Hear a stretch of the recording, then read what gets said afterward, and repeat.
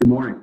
July 2019, and it's hot. My hair will probably be as big as an afro by the time this hour is over. I think the humidity By the time the hour's over, you won't even see me on the screen. I'll just be getting bigger and bigger and bigger by hair. So it's threatening hot out, and so I hope that if I start to lose it, we call those hot alerts, and I may have to sleep. I don't know yet. Walk off the set. Walk off the set. Just say that's it. Okay, social energy. This is a great topic today because I think that a lot can be said about this in the fact that what it takes to have it and what it takes to maintain it, and it's not always easy to have that kind of social, contagious way about you. And you'll understand once we start talking. You tricked me with the name of this one. What? Well, I thought it was going to be social media energy, and it turns out to be social energy. Just social energy, yes. And there's I took some things online. I didn't know how to articulate what I was trying to say, and so I didn't give credit to the article I read, but I was fascinated by it because, as you'll see as we go through, it wasn't about our industry, but my goodness, it pertains to our industry beautifully. So let's talk about the definition of social energy. It comes from spending time in a stimulating, that's the key word, environment with other people. And to be a constant high performer in a high social energy environment, you've got to manage your energy, not your time. And so many people, when you talk about their schedules in the salon and how many guests they're seeing, everything they talk about is time. And I thought, wow, that really hit me too. You have to manage your energy in a social required environment, right? And it's interesting because Anthony Robbins talks a lot about this topic, but he calls it changing your state. And when he talks about that, he says, imagine a Major League Baseball player and the state that he has to get in to face one of the better pitchers, the best fastball pitcher in the league. He can't go in flat. The player at the plate can't go in flat. He's got to raise his energy, raise his state of being to such a high level to match the pitcher. Yep. And so when I hear you say this, Terry, that's what I'm thinking about is that we have to raise our state, raise our social energy to the level at which we're playing at the moment. Okay. So if we're with a guest behind the chair, we've got to raise our energy to that level. If we're welcoming people into an open house in our salon, we've got to raise our energy. We can't come in and maybe we're tired, maybe we are flat, but it's managing that energy and bringing that energy to such a level that we can perform socially the way we need to. Well, I think even I was watching this when I walked in this morning. Some people have to wait to be spoken to before they'll speak. Come on, it's just not that complicated to say good morning or acknowledge someone's coming into your space. Good morning, good morning. Have energy, fully engage when required. I can't imagine walking in a room and not being able to at least say hello. But we have that. I've seen it in our schools. I've seen it in salons. I've seen people walk by the front desk team and not even say anything. I mean, it's not easy. In a world that requires it, especially in our industry, it's not easy. And it does. You have to be fully engaged or change your state. When you get out of the car and you're walking into the building, I need to address my team with respect. So as we start, what tools do we need to keep that energy high? You know, I can't even imagine working with someone, let's say your spouse, and this is a good class for the entire staff, not just the owner, but can you imagine working with someone that requires none of their energy, or working with someone that requires none of their social energy, it requires their mental energy and their physical energy, that requires none of their social energy. They really don't have to be on for another person all day long. And then you think, oh my gosh, I'm on all day long from the time I get there to the time I leave. And when I get out of here, the last thing I want to do is be on Zoom. on still, right? So I go home, they go, what's wrong with you? I'm exhausted. I'm mentally exhausted with what I just went through. So let's talk about that. How do we do that? Mm-hmm. What is required, when you think about energy, and I'm talking about social energy right now, not the energy required to stand behind the chair, but I'm talking about social energy. What's required of my personality, what's required of my energy. Have I shared with my support at home what's required of me socially and how much that takes from me? And what does this requirement cost me on a daily basis? I think as I was writing this, I was thinking about Kobe Bryant and the interview they did with him when he was talking about, gosh, I cannot have an argument with my wife before I leave for the arena. I mean, that's just going to throw my whole game off. And so we kind of know in our house, hey, let's have a nice day. Dad's playing ball tonight. And I have to have, he knew what it required him and what it cost him on a daily basis to have his head in the game, right? Mm-hmm. And so what does it cost you to have your head in the game? Social exhaustion. Been here, both of us have done this, required to entertain, required to chat enthusiastically, required to be contagious, required to love what I do, required to give my time. And yeah, it's socially exhausting at times.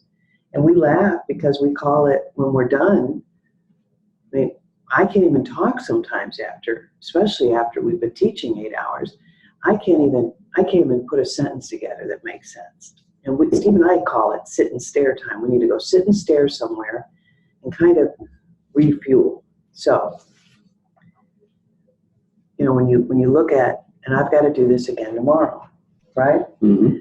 Most people have to create social energy when they are alone. These moments of solitude have to be intentional for you to refocus and bring that energy up again, whether it requires a certain routine that you create.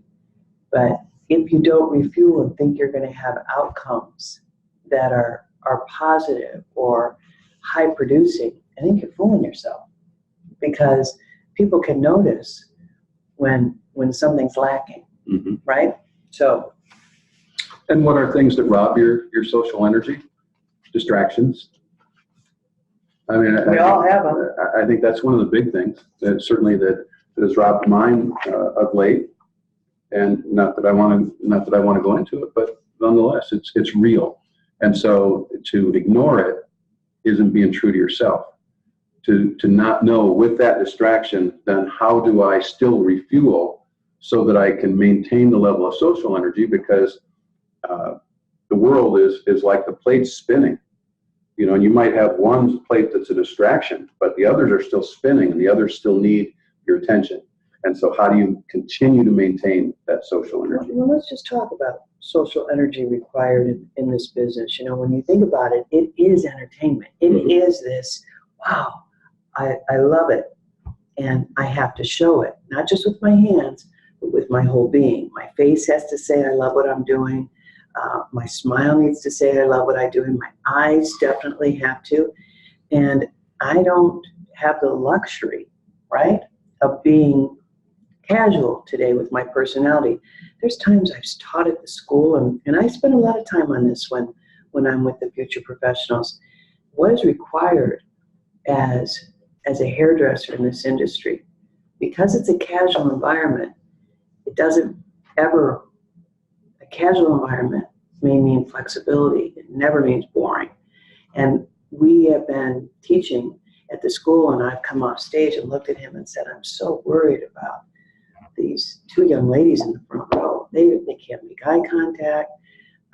They look scared to death.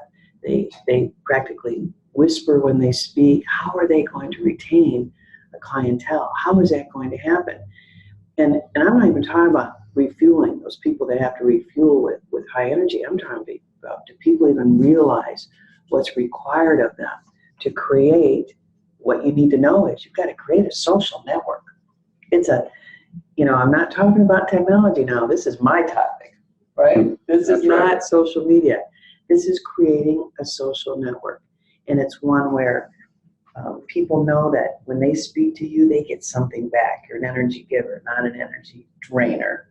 And that you're going to push and create, and how are you? And, I was driving on the way here and I got a message, and I haven't read it yet. The car just alerted me I had a message, and it was from Carly Serena, and I smiled immediately, because here's someone that every time I'm around her, she gives you energy and personality, and she lights up a room.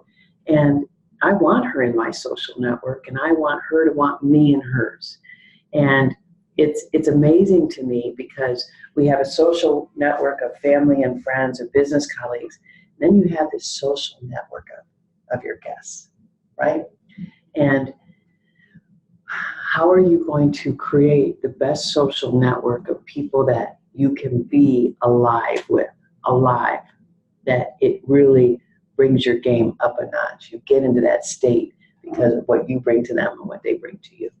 So most people, when they think about exhaustion, think it's physical. Gosh, no. I mean, physically, that's not where it gets me. Could you back up for a second and talk a little bit more about creating a social network? Because I think everyone is going to hear it as technology. Is going to hear it as that. But how would you look to do that? Are you talking strictly about friendships, close friendships, relationships? Are you talking about? I'm talking about social network that crosses over all the areas of your life? I mean, when you look at your business relationships or your friendships, do they complement your energy? Do they complement? And I mean, when you get with them, are you up? Or when you get with them and you're going to hear everything negative about it, you've got to distance yourself from that, especially in the beauty industry. Having a negative customer in the chair, and we've had people raise their hands in our classes about this. What do you do with a negative customer? I'd probably have to give them to someone else, because I couldn't be at my best for them. I have a really hard time being around where people are not giving me something back. I mean, if you look at my friendships and my business relationships, it's ones that push me too. I mean, Cheryl would never tolerate me. Hi, how are you? What are you doing? I mean, she's going to and expects from me to give me some energy, unless something's wrong, but there's something that lights my world up. I just wonder, thinking about sports again, you think about, even at the major league level, they start off getting ready for a game outside on the field, playing catch. And usually hooting it up, right? Yeah, I think everything about that playing catch is activating their social network. So if you were in the dugout in between innings, are you going to stand next to someone who's moaning the whole time? Complaining about the heat, complaining about the coach, I couldn't do it. And I just couldn't. I'd have to say, you stand down there. I'm going to go over here. Don't come near me, right? I think when you're looking for a social network, even a professional network, it has to be one that really enjoys each other's company. I've got an issue I'm going to be dealing with soon, two people that aren't enjoying each other's company. And it doesn't mean they're not smart. They're just not socially compatible. Mm-hmm. And when you look at it, you think, okay, do I have to like someone to work with them? No, but I've got to find out how we can bring each other's energy up, right? What do you need from me today? What can we get done? Let's go. Let's hustle. Let's go, go, go, go, go. And but if it sucks everything up, Steve, you know me. Mm-hmm. I pull away from that kind of situation. I don't want to have lunch with them. I don't want to talk to them. I can't. It drains me too much. And I know what's required of me. I've only got one person and I feel sorry for you, but you're the only person I can really dump on, right? Yes. Thank you. Welcome to the world. Yeah, welcome to my world. And so. Is she always like this? No. No. Well, but there's times. There's got to be safe haven for everyone. Well, right. And I'm okay with that. But if it's everywhere, You know, if I get into a meeting with 7 people, and yesterday I said, get these looks off your face, bring it up a notch, and don't be excuse-based, let's get solution-based, right? You know, one thing that we were talking about yesterday, and this isn't really something that we're going into, but it's kind of a little squirrel moment. I said to you this week, I said, do you manage by example or do you manage by expectation? And I manage most of the time by example. And I manage by expectation. So I'm probably disappointed more often than you are because my expectations are so high. Your love is so high and your example is so high that I don't know. You know, because example is personal, when someone lets me down, it's personal. It's not because of some expectation out here. And it's because of what's... It's not to me. It is, how did you not hit the expectation? Social energy in our business, that's an expectation from me. Being courteous to come in and give some energy or bring some energy. I'm excited about this project. Here we go. Do that. I'm excited about this project. How am I supposed to get on your team and rally behind you when you're not even showing? All right, so that was a little squirrel moment. Mm-hmm. Okay, so let's go back to the main resources here. When you are exhausted, you think it's physical, because the drain might be physical, but it's really the emotional, mental, and social exhaustion of what you're doing. I get exhausted because it took so much out of me emotionally to stay. I mean, when I'm speaking, I cannot just take a question from the audience and then, just over here. It takes everything I have to really concentrate. I'll give you a good example. When we go into a meeting where people are speaking Italian, I'll say to him, oh my God, I'm going to be so tired tonight, because it takes extra for me to listen. And I had a phone call the other day with Pier Paolo, and I was listening so hard that you get off the phone and it's draining because of the extra effort it has to take to be involved. And his energy is very high, but some of it I didn't even understand, right? So it's emotional and mental exhaustion when you are absolutely giving it your all, that absolute, the intensity that you bring, right? Okay, so let's go into, down, sorry. Stop. Okay, here, I'm good. I can't imagine this process without one word that's not on there. Well, and it's different for everyone, so please don't think that this is a preaching moment, but there's a spiritual side of this as well. Good.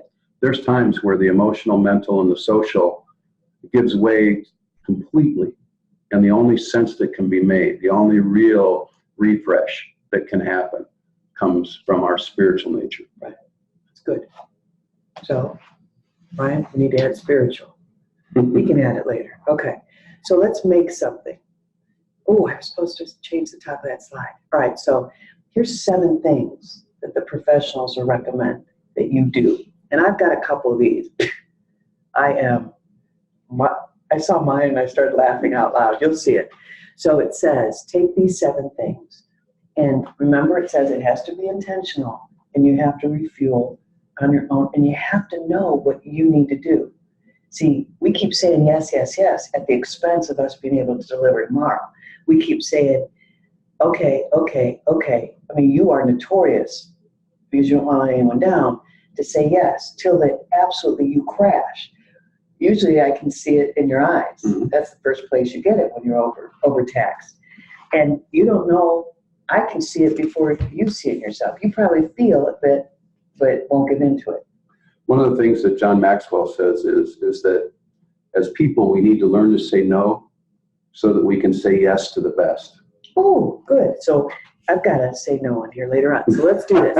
So. Did you cover that whole slide? No, we're going to go do all of them one at a time. Gotcha. Okay, so I screwed this. That was supposed to be a different title. All right, so make something. Nothing is more energizing to some people than actively and intentionally creating or making something. So they could write, cook, play, music, draw, sculpt, garden, knit. So some people, like you hear about men that come home from work, they work all day, and then they go into the garage to work on their car. all night. They're refueling. They're not ignoring. They're trying to get something back. You know, a woman that comes home and says, does everyone leave me alone? I'm going to make dinner tonight. She's cooking to refuel, right? I never looked at it like this. Some people write. We did. I mean, we used to refuel by going out almost at dusk and play 9 holes of golf. Oh my God, I love that. Because we didn't think about anything but refreshing. And there were no phones. Yeah. Right? Well, almost no. The other thing is we used to sing. A lot. A lot as a way of refueling. So maybe we need to do some of these things again, right? But the feeling of progress that you did that, you gave that dedicated time to you, right? But you're refueling. And I'm thinking, okay, now this, you can do any of these on this list. Well, and to make it for the beauty industry, I'm thinking about things like if you're behind the chair, you have to have that playtime as a hairdresser, away from a paying guest. When are you just celebrating your craft? The imprinter comes to mind, playing with the imprinter. From Domino's. Yeah, most of the time we're taking away hair. I think this whole idea of extensions, where you're putting hair back, you're building something, and you can step back and look at it. I think we're so used to the takeaway, the putting back can really energize you as well. And so I kind of get it. All these things are away from hair, but I think you could incorporate. Bring that doll head back out. Bring that mannequin back out. I think that one of the things that refreshes the creative sense is when you get to do and play with what makes your heart sing, regardless of what that is. I think now we're trying to go into all the slides right now. This is make something, right? Use your hands. But that's make something. Absolutely. Feeling of progress. Now, the other one is you should take a break from certain technology. People right now are allowing technology to rule their day. And it's not a sense of refueling. Here's why. It's that, people are fear of missing out. They call that FOMO. FOMO? What is it? FOMO. Fear of missing out. Okay, FOMO. Fear of missing. Good. FOMO. Fear of missing out. 24/7. They have access to it. It's interfering with their rest many times. It's interfering with their family time. It's interfering. But it says, I love this, step away from the noise. In order to refuel, you've got to step away from the noise, especially if you know technology is winning. If you charge your phone while using it, the battery takes longer to restore. The same thing. Likewise, there are aspects of modern life that prevent us from charging effectively that we maybe don't even consider. And I love that, right? Because if we're trying to refuel while we're still having the busyness and it's not intentional, it's going to take longer to happen. Now, where does Law and Order come in on that? Well, just a minute. Okay. Just watch. Breathe. It's by learning to voluntarily control our breathing, we can build up an archive of responses to different situations. The brain will aid us in recovery if we're really resting. When we were watching Wimbledon on Sunday, and those guys going 5 hours, and they're 37 and 32 years old, and you look at Federer, and you look at Djokovic, and you think about, when I read Andre's book, I couldn't believe how much they spend time on learning how to breathe between points, how to rest their body between points. We just think we're ready for the next point. No, they're intentionally refueling. They're intentionally creating recovery, right? So they can have that intensity. Breathing is thought, emotion, and behavior. It all goes together. And remember when we had the speaker that has the breathe-nasium in Minnesota? Yeah. I mean, that's fascinating. But they just go in and say, this is what you do. Now, I have noticed probably in the last 10 years, maybe, you've said, gosh, I never see you sigh so much. Yeah. I was thinking that when we were getting ready to do this morning. Really? Your sigh per minute ratio was through the roof. But you know what? It's also refueling for me. It's just like, come on, relax, stop it. Sigh doesn't mean frustration. I think you always think that's what it means. Sigh to me is, okay. But it doesn't look like a refreshing or relaxing Oh, it sigh. probably isn't. It looks like a, Kick your tail sigh? yeah, Yeah, well. or anybody in the way. But I think that for me, I mean, it really is, stop it now, you know, breathe and slow it down a bit. There's something to that there's too many people talking about it for it not to be real. Exactly. Even my Apple Watch, which I forgot this morning, has the face that I use. It has heart rate. What's the other thing? It has heart rate and it has breathe. And every so often, it'll tell you to stand. Oh, exercise. So the exercise tells you when to stand and when to do this, when to work out. The heart rate is you can check your heart rate at any given time. But then it'll pop up on the face of the watch that says, it's time to breathe. So it knows you stop breathing? It knows you need a breathing break. Okay. Which I think is very interesting. I mean, would 20 years ago, would that have been on a watch? No. Would 5 years ago that have been on a watch? I don't think so. But today it is. And you look at, and breathing, believe it or not, is and Tony Robbins is brilliant at this. Again, the second time I've mentioned him, but he's really good at this. This is one of the ways he helps people change their state, is all through breathing. And well, that's why athletes love his disciplines. Right. And the important part is intentionally taking the breath in, holding it for twice as long as you brought it in, and then exhaling. And exhaling for as long as you brought it in.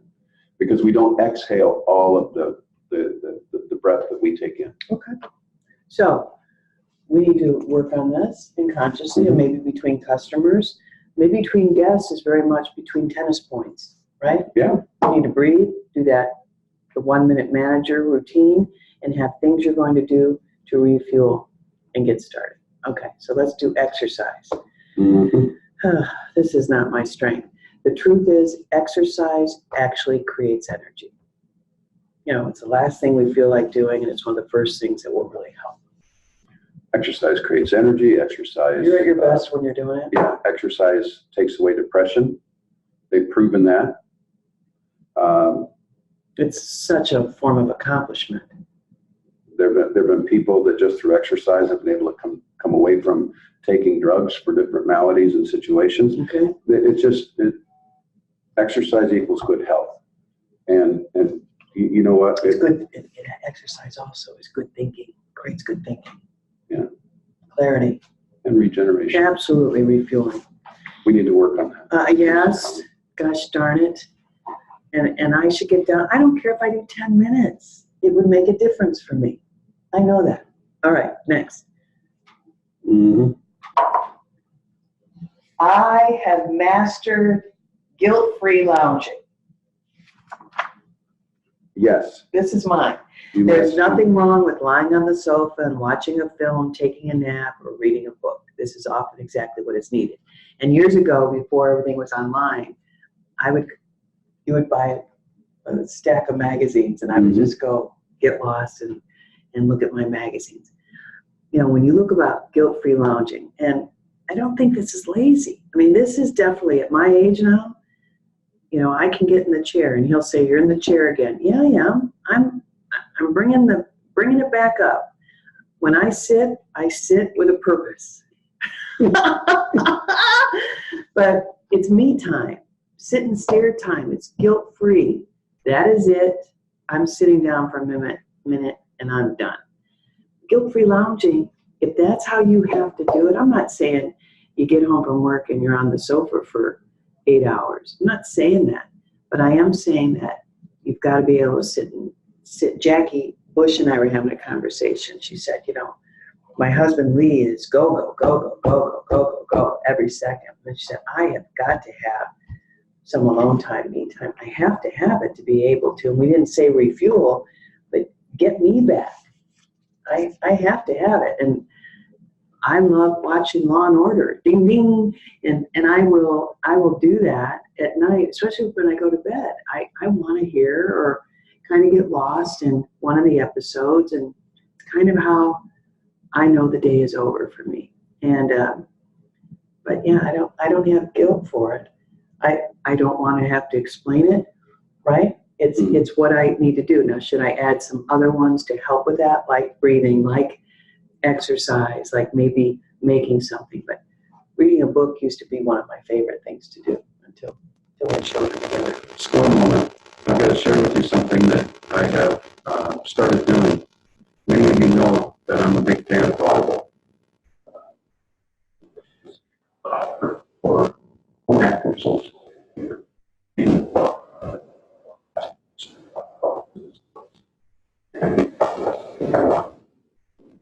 I'll find drive time, etc. Listen to Audible on the plane.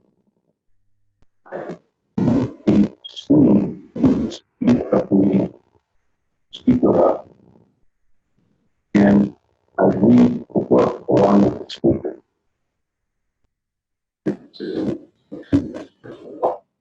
It maintains a certain pace.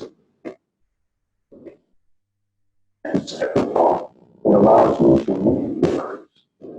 It's sensitive. And out of the book. Something I'm doing that. So it's not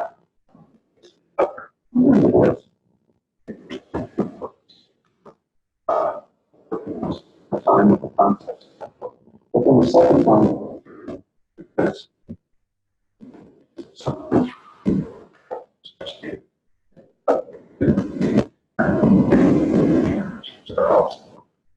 involved with Audible, with those people that are listeners.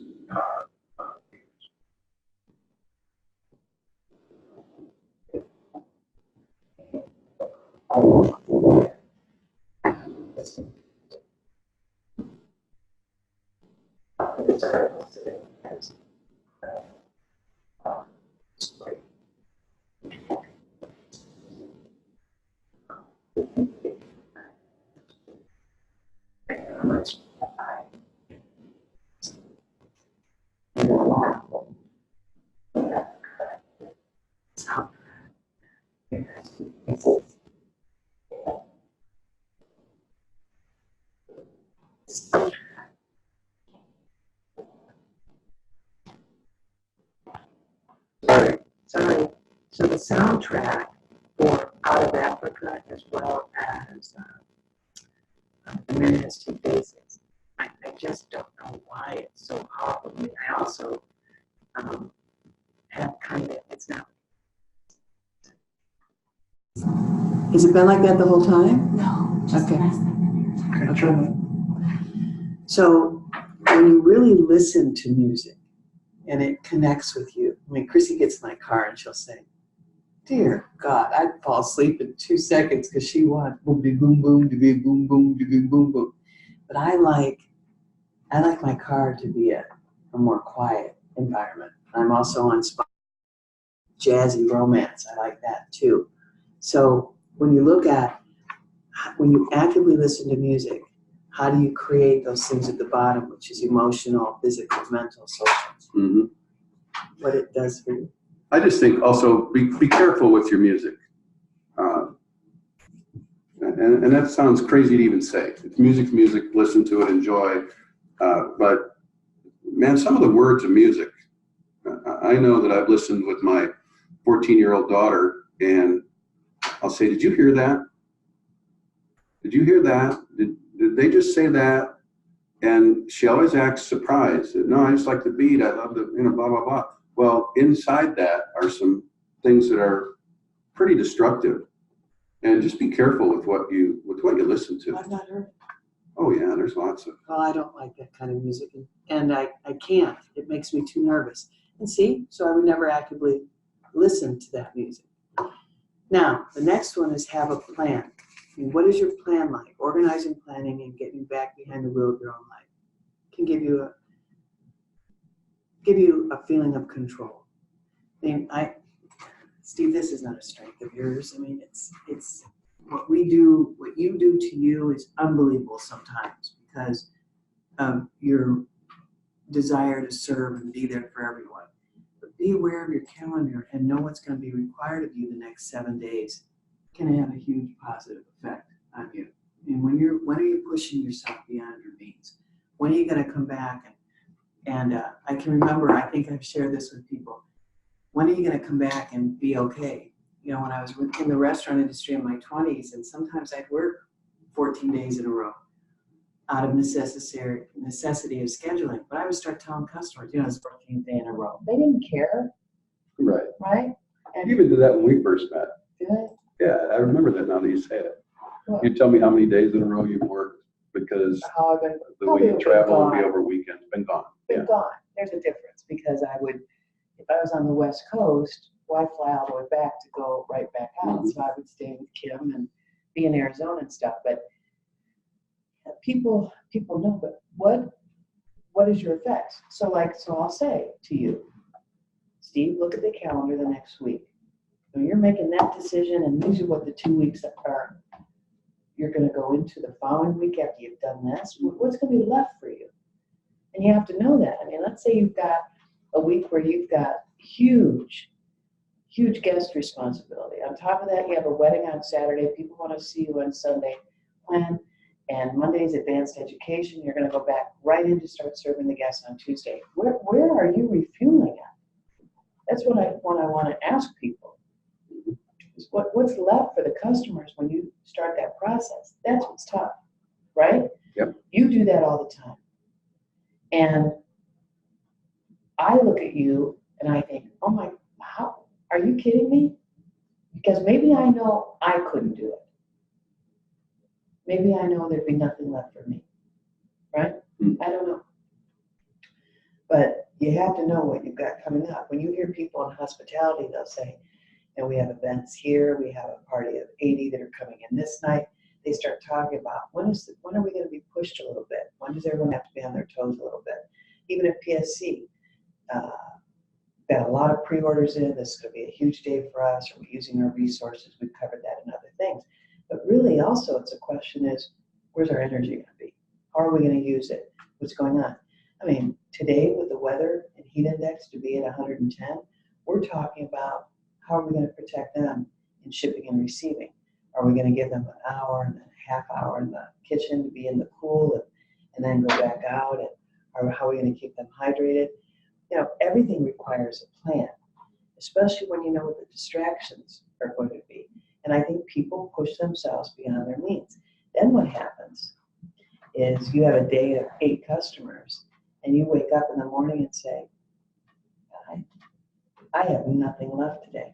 And you know that's really the challenge of life, because when is it pushing yourself beyond your means versus having a hustle factor? And wait a minute. When is it? Did you make good decisions? Did you play video games till 3 in the morning and then, or you were on Facebook, or you were out partying and you didn't have anything left for the next day?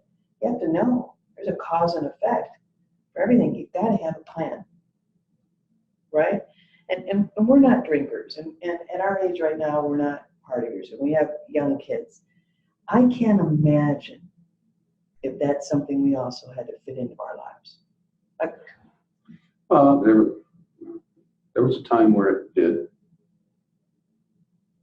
at least for me, a long time ago, Didn't for me. before the gray hair. Okay. Next, write everything down. You know, it's something that will free you. You know, I do use what we call a need log, and it looks like a journal, and I write everything in it.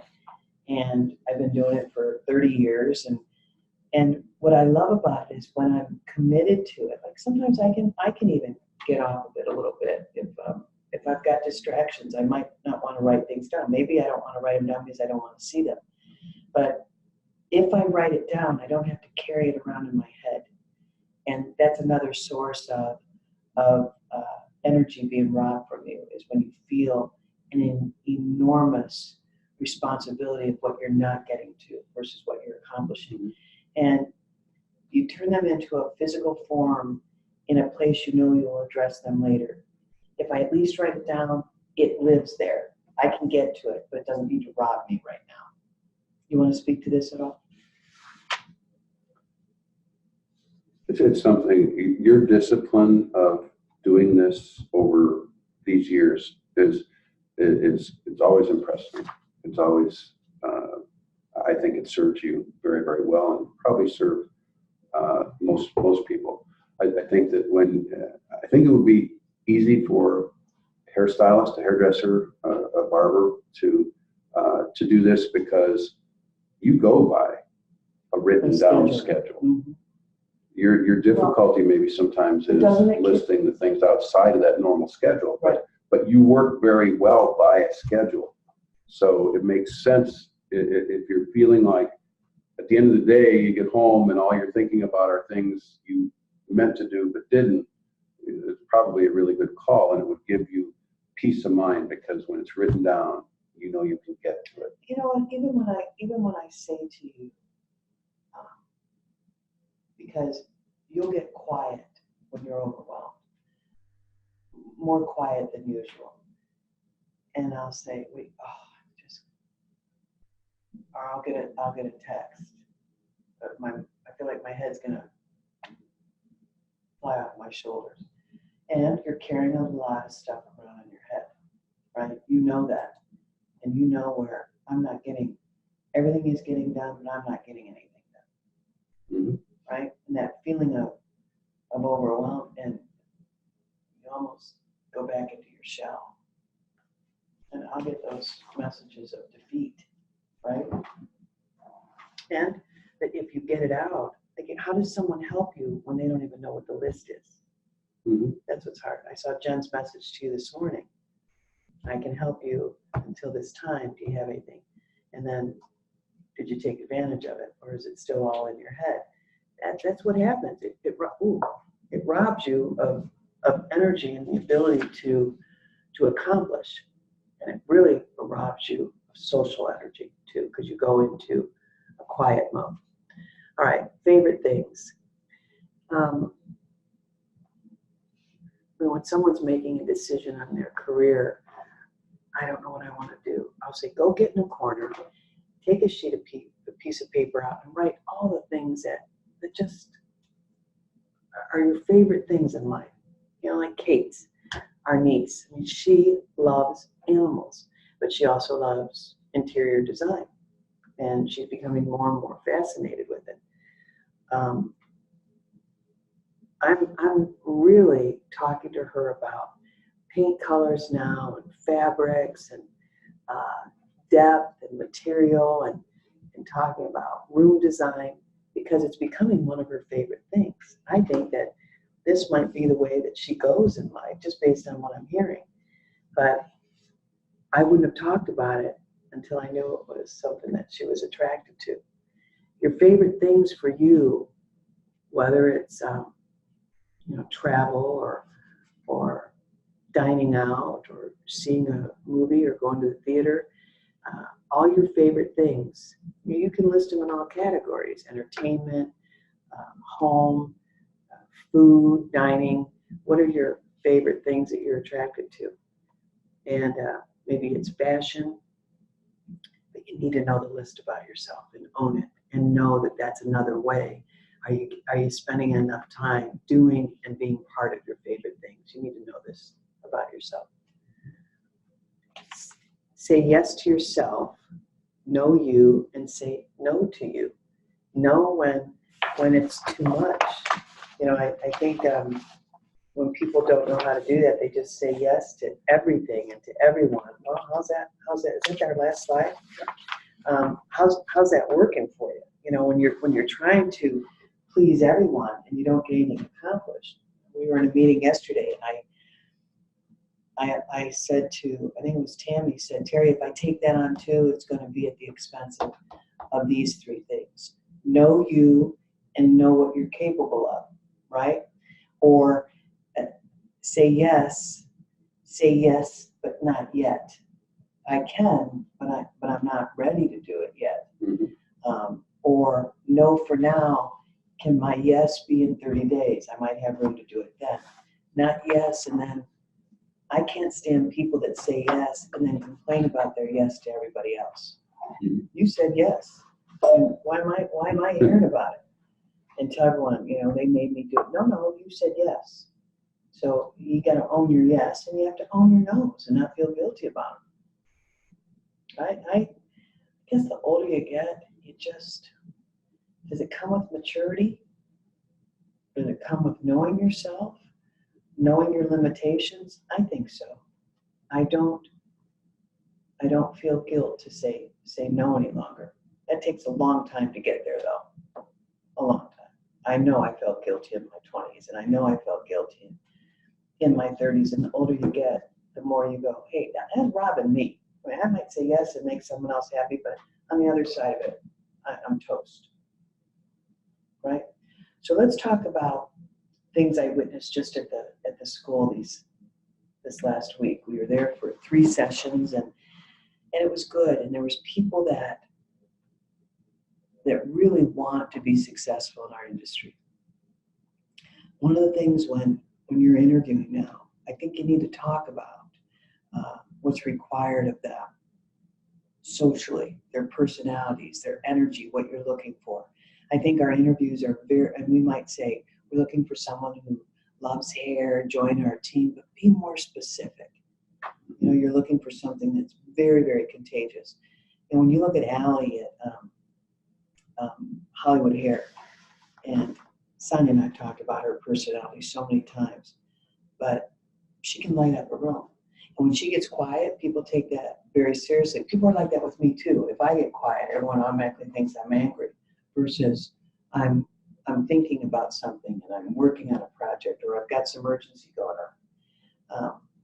But what is required of your team socially? How are they going to lean in and create a social network with their team and a social network of customers, 250 customers that they're enjoying to be around? We're losing the social connection and our social confidence to go out and make friends and recruit people to our salons. We're losing that. People are afraid. I said, what's the problem? Oh, we're kind of fearful. We're scared to introduce, or what happens if we offend them because we say we like to do their hair? So you'd rather just wait and be broke? I asked all of them in the room, how many of you are broke? And they raised their hands. I said, you're supposed to be right now. You're in this process of learning. But please don't think that I'm not here to talk about technical. I'm not here as a technical trainer of teaching you to do color, updo hair. I'm teaching you the mental strength you need, the social strength, the energy, the personality, the presence you need to be successful in this business. And please, owners that are listening, make sure you're including this in your training process. Really, if they're struggling and they're too quiet, you've got to say that. Bring your personality out. Let us see that. The person in the back room has got to be the same person we see on our salon floor. You've got to help them with that. We always think that's a personal attack. I'll risk an uncomfortable moment to bring out the greatness in someone. Why is it so easy to do that with a haircut? But it's not to do it where you're not attractive to a customer. You've got to have more energy behind the chair.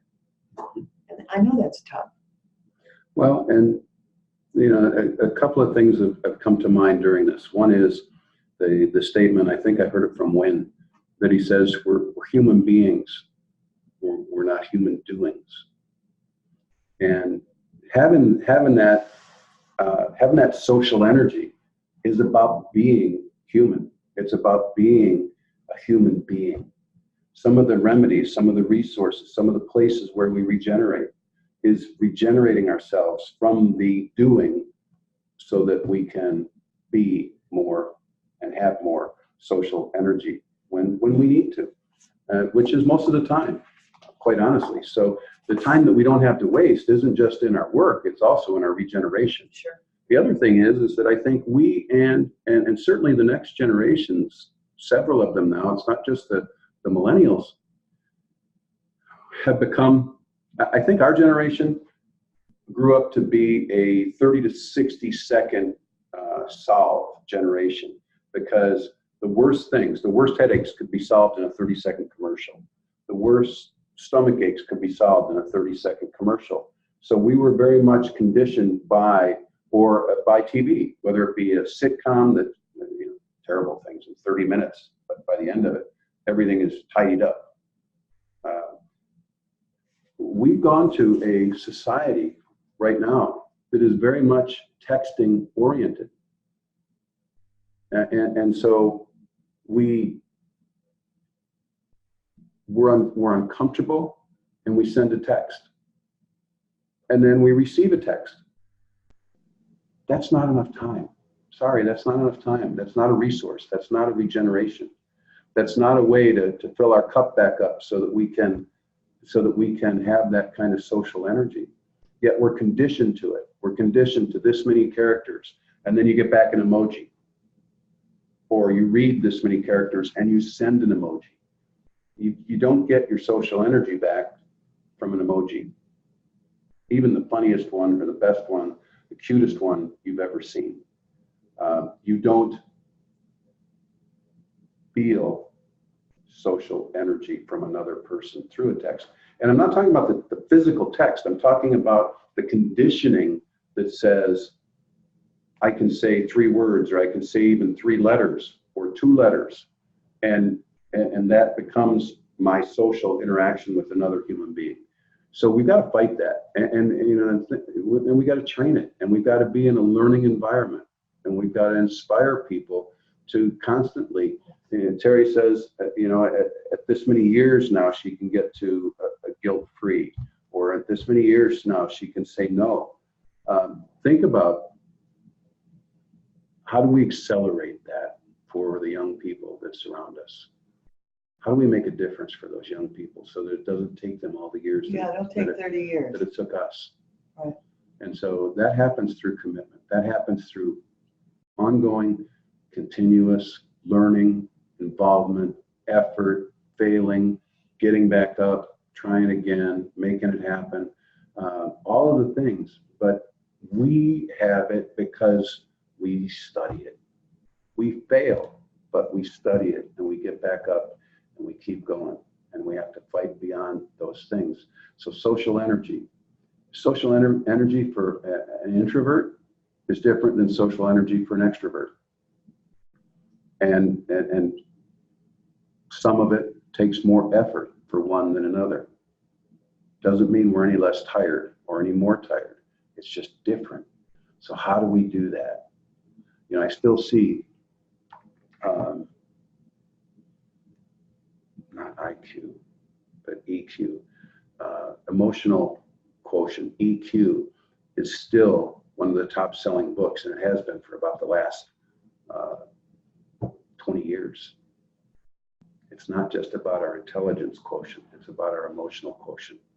So what things do you want to commit to today at the end of this session? And thanks for those of you that will watch the entire session. What are you willing to commit to? What are you willing to do to bring out the best in you, to have the life that you want to have, and have the forever that you want to have after that? Well, and I think it's okay to go home and say, I need to refuel for a few minutes. And last night I was just not feeling myself at all. I said, I'm going to go take a bath. And so I went in and bathed and just sat there. And I came out and he said, you feel a little bit better? Yeah, I just sat in there and stared and looked around and thought maybe that hot bath will relax me a little bit. I felt this tension.